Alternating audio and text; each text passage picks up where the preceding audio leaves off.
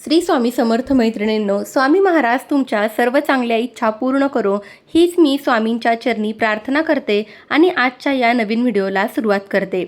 देवघरात सर्वात महत्त्वाचं काय आहे तर देवघराची दिशा आहे. सर्वात आधी म्हणजे देवघर घराच्या ईशान्य कोपऱ्यात असावे. पूजा करताना आपले तोंड पूर्वेकडे किंवा उत्तरेकडे असावे. देवपंचायत पद्धतशास्त्रात पंचायतन मांडणीला खूप महत्त्व आहे. यात मध्यभागी मुख्य कुलदेवता आणि चारी बाजूंनी विष्णू, शिव, गणपती, सूर्य आणि देवी यांची मांडणी केली जाते. गणपतीचे स्थान गणपती हा प्रथम पूजनीय आहे.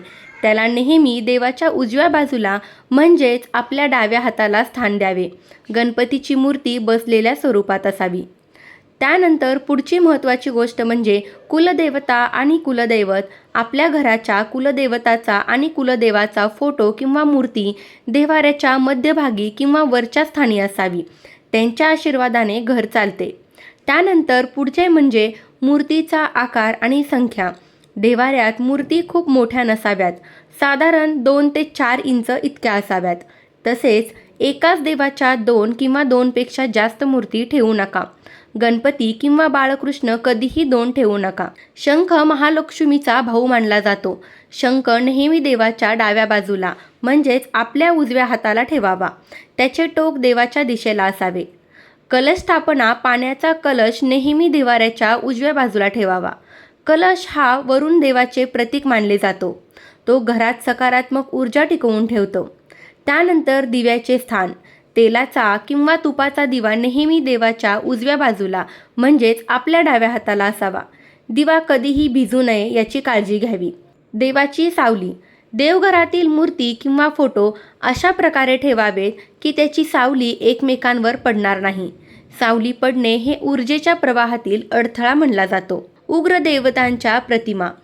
ज्या देवतांची रूपे उग्र आहेत, उदाहरणार्थ काली माता, महिषासुरमर्दिनी माता यांच्या प्रतिमा देव्हाऱ्यात ठेवण्याऐवजी सात्विक आणि शांत स्वरूपातील प्रतिमा ठेवाव्यात. देवाच्या घंटीची जागा. देवघरातील घंटी नेहमी डाव्या बाजूला ठेवावी.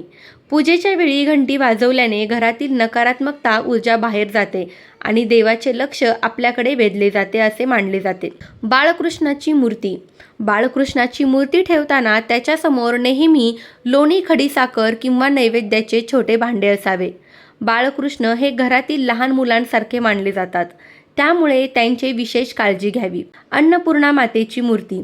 अन्नपूर्णा मातेची मूर्ती नेहमी तांदळाच्या ढिगाऱ्यावर किंवा एका छोट्या वाटीत तांदूळ भरून त्यावर ठेवावी. यामुळे घरात कधीही अन्नाची कमतरता भासत नाही. शालिग्राम आणि तुळस. जर तुमच्याकडे शालिग्राम असेल तर तो विष्णूचे रूप मानला जातो. शालिग्रामाजवळ नेहमी एक ताजे तुळशीचे पान असावे. शालिग्राम कधीही विष्णूच्या मूर्तीपेक्षा लांब ठेवू नये. निर्माल्य, शिळी फुले काढण्याची वेळ. देवघरातील आदल्या दिवसाची सुकलेली फुले किंवा निर्माल्य सकाळी लवकर काढून टाकावे. देवघर कधीही अस्वच्छ ठेवू नये, कारण तिथे लक्ष्मीचा वास असतो. पादत्राणे आणि चपला. देवघर अशा ठिकाणी नसावे जिथे लोकांच्या चपला किंवा जोडे काढले जातात. देवघराच्या वर किंवा खाली चपलांचे कपाट कधीही नसावे. देव्हाऱ्याची उंची. देव्हारा जमिनीवर नसावा. तो अशा उंच असावा की जेव्हा तुम्ही पूजेला बसाल तेव्हा देवाचे चरण तुमच्या हृदयाच्या रेषेत किंवा थोडे वर असावे. बाजूला काही नसावे. देवघर कधीही शौचालय किंवा बाथरूमला लागून त्या भिंतीच्या नसावे. तसेच बेडरूममध्ये देवघर असल्यास झोपताना पाय देवाच्या दिशेला होणार नाहीत याची काळजी घ्यावी. स्वच्छता आणि पवित्रता. देवघरात कधीही तुटलेल्या मूर्ती, फाटलेले फोटो किंवा शिळी फुलं ठेवू नका. देवघर नेहमी लाकडी किंवा संगमरवरी असावे. सोन्या चांदीचे दागिने. सोन्या चांदीचे दागिने घालताना ते अति प्रमाणात नसावेत की ज्यामुळे देवाचा चेहरा झाकला जाईल. देवाचे हास्य आणि डोळे स्पष्ट दिसणे मंगलदायी मानले जाते. पांढऱ्या कपड्याचा वापर. देव्हाऱ्याच्या तळाला नेहमी पांढरा, पिवळा किंवा लाल रंगाचा स्वच्छ सुती कपडा अंथरावा. काळा किंवा गडद निळा रंग देव्हाऱ्यात वापरणे टाळावे. देवाचे तोंड कोणत्या दिशेला असावे. देवघरातील मूर्तीचे तोंड कधीही एकमेकांकडे नसावे. सर्व देवांचे तोंड समोरच्या दिशेला भक्ताकडे असावे. यामुळे घरात सुसंवाद राहतो. पूजेचे आसन. नेहमी देवाची पूजा करताना जमिनीवर थेट बसू नये. लोकरीचे किंवा सुती आसन वापरावे. आसन हे शरीरातील ऊर्जा जमिनीत जाण्यापासून रोखते. अगरबत्ती आणि धूप. अगरबत्ती आणि धूप लावताना ती देवाच्या उजव्या बाजूला लावावी. शक्य असल्यास बांबू विरहित अगरबत्ती किंवा धूप वापरावा, कारण शास्त्रानुसार बांबू जाळणे अशुभ मानले जाते. फोटो फ्रेमची स्थिती. जर तुम्ही देवाचे फोटो लावले असतील तर ते भिंतीला थोडे झुकलेले नसावे, तर अगदी सरळ असावेत. फोटो फ्रेमची काच फुटलेली असल्यास ती त्वरित बदलावी. तांब्याचा वापर. देवघरातील ताट, पळी, पंचपात्र हे शक्यतो तांब्याचे असावी. तांबे हे पवित्र धातू मानले जाते आणि ते सकारात्मक लहरी लवकरच ग्रहण करते. विष्णू आणि लक्ष्मी. विष्णू आणि लक्ष्मी फोटो लावताना तो नेहमी भगवान विष्णूच्या उजव्या बाजूला असावा. लक्ष्मी ही विष्णूची शक्ती आहे, त्यामुळे त्यांना एकत्र ठेवणे समृद्धीसाठी उत्तम असते. पायरीची पद्धत. जर देवघर मोठं असेल तर सर्वात वरच्या पायरीवर कुलदेवता, मधल्या पायरीवर इतर प्रमुख देव आणि सर्वात खालच्या पायरीवर वाहन किंवा सेवक असावेत. देवघरातील पडदा. रात्री झोपताना देवघरासमोर एक छोटा पडदा लावावा. जसे आपण विश्रांती घेतो तसेच देवांची विश्रांतीची वेळ असते, अशी भावना यामागे आहे. पाण्याचे भांडे. देवघरात तांब्याच्या भांड्यात पाणी भरून ठेवावे आणि ती रोज सकाळी बदलावे. जुने पाणी झाडांना टाकावे. हे पाणी घरातील नकारात्मकता शोषून घेते.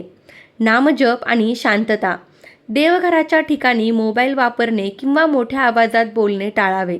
तिथे किमान 5 मिनिटे बसून शांतपणे नामजप केल्यास देवघर जागृत होते. मूर्तीचे पाय आणि डोळे. देवघरात मूर्ती ठेवताना अशा प्रकारे ठेवा की पूजा करताना तुमचे लक्ष देवाच्या चरणाकडे आणि डोळ्याकडे सहज जाईल. मूर्तीची दृष्टी खालच्या दिशेला नसावी. एकाच ठिकाणी 2 देवारे. एकाच घरात 2 वेगवेगळी देवघरे नसावीत. यामुळे ऊर्जेचे विभाजन होते आणि घरातील सदस्यांमध्ये मानसिक गोंधळ निर्माण होऊ शकतो. दक्षिणाभिमुख मूर्ती. कधीही देवाचे तोंड दक्षिण दिशेला करू नका. दक्षिण ही यमाची दिशा मानली जाते. देवाची तोंड नेहमी पूर्व किंवा उत्तरेकडे असणे सर्वोत्तम मानले जाते. देवाचे शास्त्रोक्त काही देवतांच्या हातात शस्त्रे असतात. अशा मूर्ती ठेवताना शस्त्राचे टोक घराच्या मुख्य दरवाजाकडे किंवा खिडकीकडे नसावे. ते सुरक्षितरित्या मांडलेले असावे. जुन्या मूर्तीचे काय करावे. जर तुम्ही नवीन मूर्ती आणली असेल तर जुन्या मूर्तीला कोपऱ्यात टाकून देऊ नका. तिचे वाहत्या पाण्यात किंवा विहिरीत शास्त्रोक्त विसर्जन करा किंवा कोणा गरजूला द्यावे. देवांच्या मागे आरसा नसावा. देवघराच्या पाठीमागे किंवा देवाच्या अगदी समोर आरसा लावू नका. आरशामुळे ऊर्जेचे परावर्तन होते, जे पूजेच्या वेळी एकाग्रतेत अडथळा आणू शकते. फुलांची मांडणी. देवाला वाहिलेले फुलं नेहमी देवाच्या चरणाशी किंवा डोक्यावर असावेत. इकडे तिकडे विखुरलेली नसावी. तसेच प्लॅस्टिकची किंवा कागदी फुले देवघरात कधीही वापरू नका. रांगोळीचे महत्त्व. देवघरासमोर रोज किमान एक छोटी रांगोळी किंवा स्वास्तिक काढावे. रांगोळी ही देवतांच्या स्वागताचे प्रतीक मानली जाते. मंत्राचे लेखन. देवघराच्या भिंतीवर किंवा चौकटीवर शुभ, लाभ, ओम किंवा यासारखी शुभचिन्हे असावीत. यामुळे देवघराचे पावित्र्य वाढते. नैवेद्याचे भांडे.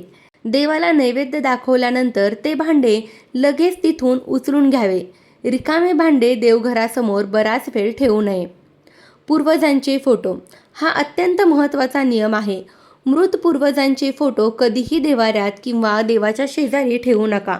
ते दक्षिण भिंतीवर स्वतंत्र लावावेत. पूजेच्या साहित्याची मांडणी. पूजेचे साहित्य हळदी कुंकू, अक्षता, अत्तर हे देवाच्या उजव्या हाताला ठेवावे, तर पूजेचे पाणी आणि अभिषेक पात्र डाव्या बाजूला ठेवावे. देवघराखालील जागा. देवघराच्या खालच्या कप्प्यात किंवा ड्रॉवरमध्ये कधीही कचरा, जुनी कागदपत्रे किंवा तुटलेल्या वस्तू ठेवू नका. तिथे फक्त पूजेची पुस्तके, कापूस किंवा वाती ठेवाव्यात. शंखाचे पाणी. देवघरातील शंखात रोज पाणी भरून ठेवावे. सकाळी पूजा करताना ते पाणी संपूर्ण घरावर शिंपडावे. यामुळे घरातील नकारात्मक ऊर्जा नष्ट होते. गंध लावण्याची पद्धत. देवाला नेहमी गंध लावताना तो नेहमी अनामिकेचा वापर करून लावावा.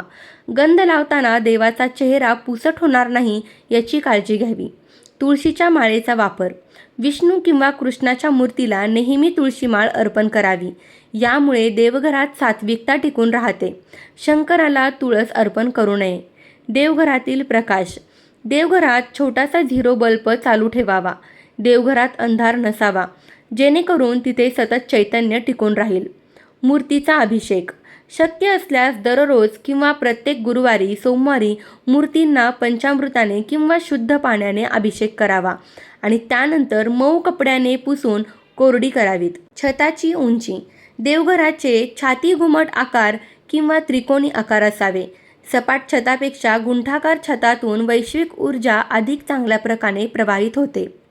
कृतज्ञता आणि प्रार्थना. सर्वात शेवटचा आणि महत्त्वाचा नियम म्हणजे केवळ मूर्ती मांडून चालत नाही, तर रोज किमान 2 मिनिटे डोळे मिटून देवाचे आभार मानावेत. तुमची भक्ती हीच देवघराची खरी शोभा आहे. मित्रांनो आणि मैत्रिणींनो, हे 21 नियम केवळ माहिती नाही, तर ती एक सकारात्मक जीवनशैली आहे. यातील कोणता नियम तुम्हाला सर्वात जास्त आवडला किंवा तुम्ही आजपासून कोणत्या नियमात बदल करणार आहात ते नक्की कमेंट करून सांगा. तर ही अत्यंत महत्त्वाची माहिती मला तुमच्यापर्यंत पोहोचवायची होती. माहिती आवडली असेल तर व्हिडिओला लाईक करा आणि आपल्या चॅनलवर जर नवीन असाल तर चॅनलला सबस्क्राईब नक्की करा. धन्यवाद. श्री स्वामी समर्थ.